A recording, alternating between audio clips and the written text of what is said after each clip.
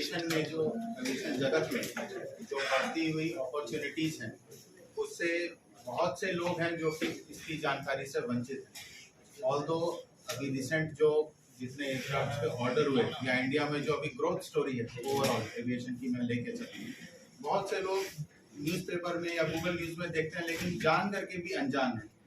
वो जस्ट एक सिरे की तरह आती है और फिर निकल जाती है, तो वो लोग जान नहीं पाते हैं कि क्या हुआ, उनके लिए फ्यूचर में इसमें इतना कुछ रखा हुआ है। ये चीज़ के बारे में लोगों को जानकारी नहीं मिली है।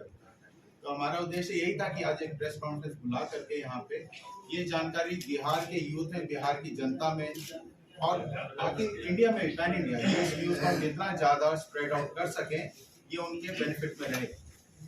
जैसे अभी सबसे पहला मैं एग्जांपल लेना चाहूँगा कि अभी रिसेंट जैसे आपको पता होगा एयर इंडिया ने 470 एयरक्राफ्ट का ऑर्डर दिया है, जिसके साथ 370 further aircraft stand by mode पे।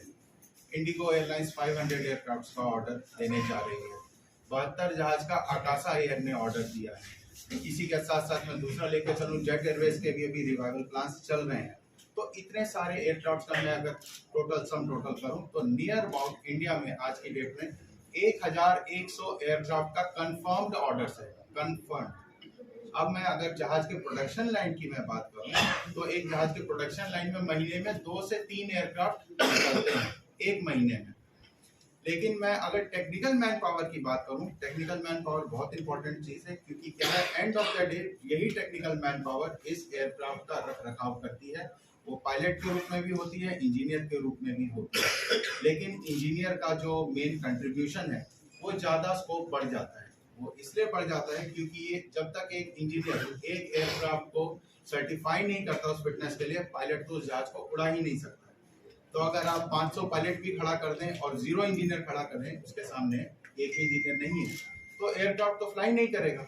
तो इंजीनियर का जो रोल है वो सबसे इम्पोर्टेंट हो जाता है बाय एनी मीन्स।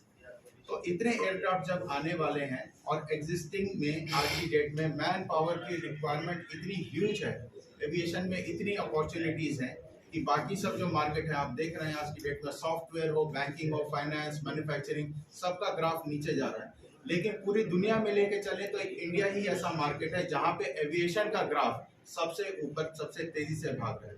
मैं अगर यहीं पे लेना चाहूँ, पटना शहर में ही मैं बैठे हुए, पटना एयरपोर्ट की मैं बात करूँगा, ज़्यादा दूर मैं अभी दिल्ली मुंबई नहीं जाऊँगा। पटना एयरपोर्ट पे देखिए आज से 10 साल 15 साल पहले कितने जहाज आते थे और आज के डेट में कितना जहाज आते हैं।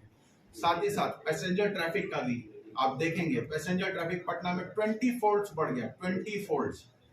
हमेशा हर एयरक्राफ्ट जो भी खड़ा रहता है, सब एयरक्राफ्ट में सीट्स फुल होती हैं। एक एयरक्राफ्ट निकलता है दूसरा खड़ा रहता है। कई बार तो इतनी भीड़ भी लगी होती है कि एयरक्राफ्ट रनवे पे ही खड़ा रह जाता है, उसको एप्रन में पार्किंग की जगह तक नहीं मिलती। तो ये तो पटना शहर का है। पैन इंडिया का मैं लेके चलूँ तो इंडिया के जो 2 सबसे बड़े महानगर हैं, नई दिल्ली और मुंबई, दोनों में, दिल्ली में आज की डेट में एयरक्राफ्ट नया एयरपोर्ट बनते हुए भी नया टर्मिनल जेवर एयरपोर्ट पे बनाने की नौबत आ गई।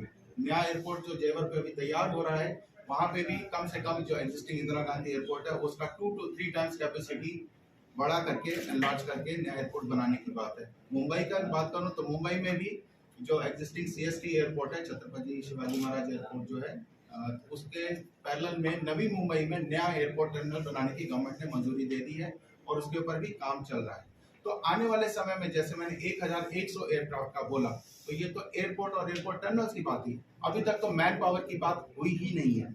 अब इतने एयरक्राफ्ट जब आएंगे तो उनको व्यवस्थित तरीके से चलाने के लिए, उड़ाने के लिए, उनके रख रखाव के लिए टेक्निकल मैन पावर की भी उतनी ज़्यादा ज़रूरत पड़ेगी।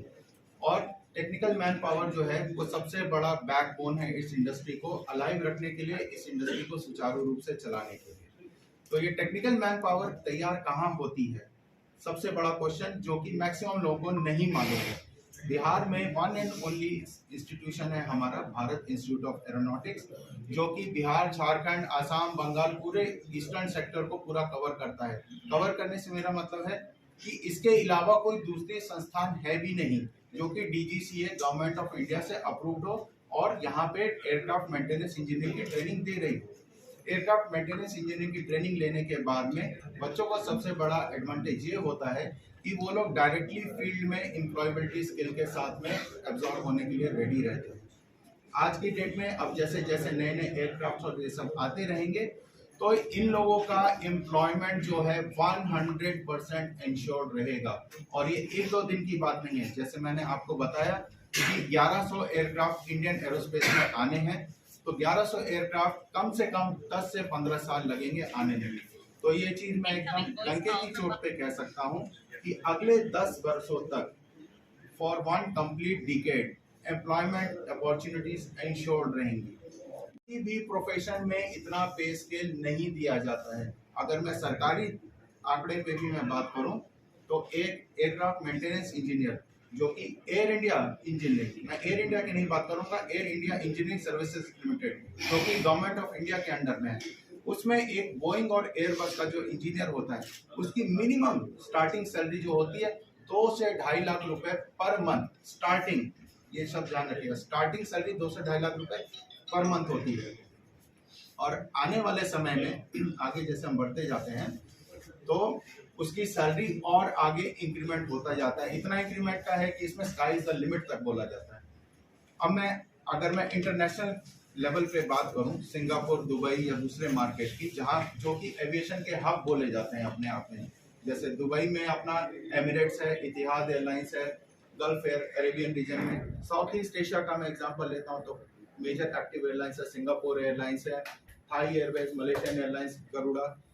तो यहाँ पे जो पे स्केल ऑफर किया जाता है, अगर मैं दुबई का एग्जांपल, दुबई में एक इंजीनियर को, एयरक्राफ्ट मेंटेनेंस इंजीनियर की जो सैलरी होती है वो 35 से 40 हजार दिरहम, 35 से 40 हजार दिरहम होती है। एक दिरहम का 22 रुपए के हिसाब से मैं कन्वर्जन करूं तो 7.5 से 8 लाख रुपए पर मंथ। 8 लाख रुपए पर मंथ कोई सॉफ्टवेयर इंडस्ट्री, कोई बैंकिंग इंस्टीट्यूशन, कोई ऑटोमेटिक या मैन्युफैक्चरिंग इंस्टीट्यूशन नहीं देता है।